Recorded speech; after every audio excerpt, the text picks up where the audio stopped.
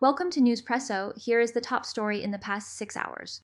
The first time Elder G.A. Caussé stepped onto the stage at Brigham Young University, he carried more than a microphone.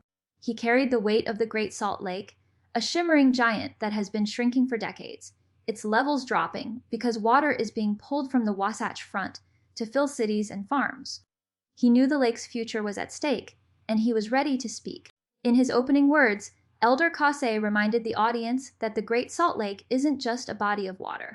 It's a habitat for brine shrimp, a food source for millions of flies, and a vital part of a delicate food chain. When the lake shrinks, those creatures vanish. The species that rely on them suffer. He warned that the exposed lakebed dust. It contains arsenic. If the lake disappears, that arsenic could spread, harming local communities and wildlife alike. He didn't just point out a problem. He offered a solution. The Church of Jesus Christ of Latter-day Saints has just signed a deal with the Great Salt Lake Enhancement Trust. Through partnership, Church secures up to 7 400-acre feet. It provides water each year for the next decade. That's enough to keep the lake's levels from falling further. Elder Caussé praised the work of BYU students. Church employees and volunteers also help. They are tackling the issue with research. They pursue policy change and projects. The apostles' message was broad. He highlighted the church's environmental initiatives.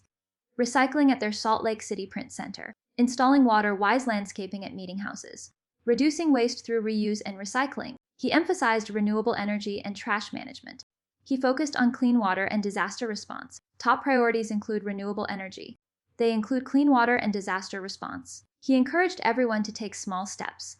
Plant a drought-tolerant garden, sort their trash, or put an emergency kit. Throughout his talk, Elder Caussé's tone was one. It was one of collaboration.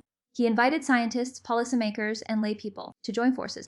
He stressed that the lake's survival is not just a religious concern, but a community one.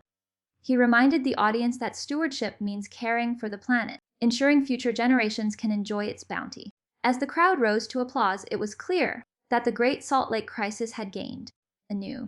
Elder Caussé's address was a call to action, a promise of partnership, and a reminder that even a single institution can play a pivotal role in preserving nature.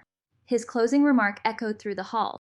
We stand ready to be part of the solution, alongside all our diverse community stakeholders. And that is where the story ends. For now, as the Great Salt Lake continues to fight for its existence, guided by fresh hope and tangible water guarantees. Subscribe Newspresso. Never miss a major global headline.